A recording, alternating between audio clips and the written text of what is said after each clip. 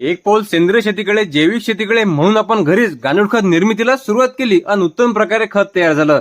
आता दुसरा भाग म्हणजे आपल्याला घरी जीवामृत हे तयार करून घ्यायचं आहे. जीवामृत तयार करण्यासाठी सगळी पहिले आपण 200 लिटर पाणी घेतलं, त्यामध्ये गाईचं सकाळचं ताजं 10 किलो शेणखत घेतलं आणि यामध्ये दुसरा घटक आपला जाणार आहे ते म्हणजे गाईचं शुद्ध गोमूत्र. आता हे गोमूत्र पकडण्यासाठी काय मेहनत करावी लागली हे तुम्ही मागच्या ब्लॉगमध्ये पाहिलं आहे.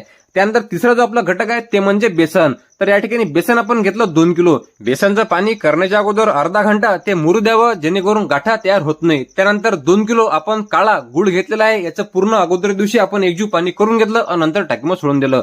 आणि नंतर शेवटचा घटक आहे ते म्हणजे वडाच्या झाडाखालची आपण 1 किलो माती त्या ठिकाणी घेतलेली आहे. मातीचं पूर्ण पाणी करून टाकीमध्ये आपण सोडून दिलं आणि सगळी आपली क्रिया आता पूर्ण झाली. म्हणजे सगळे घटक आपण यामध्ये टाकलेले आहेत. आता रोज सकाळ आणि संध्याकाळ रोज आपल्याला 10 मिनिटं ही टाकी हलवा लागेल जेणेकरून एकजूव पूर्ण आपलं जीवामृत झालं पाहिजे.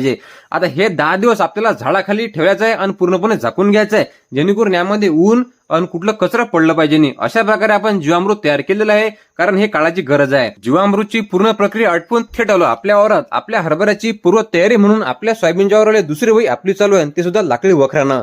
अगोदर आपण पूर्ण हिरवगार रान हे झालं होतं सोयाबीननं, आता एक झाडी उभा नाही. बाकी लाकडाच्या वखराची वही होती एक नंबरच. गवताच्या अंगावर एक वेळ गेला की गवत डायरेक्ट खलास, वर मान काढणारच नाही. भावांनो आणि बहिणींनो फॉलो करून घ्या. भेटू आपण पुढच्या ब्लॉगमध्ये.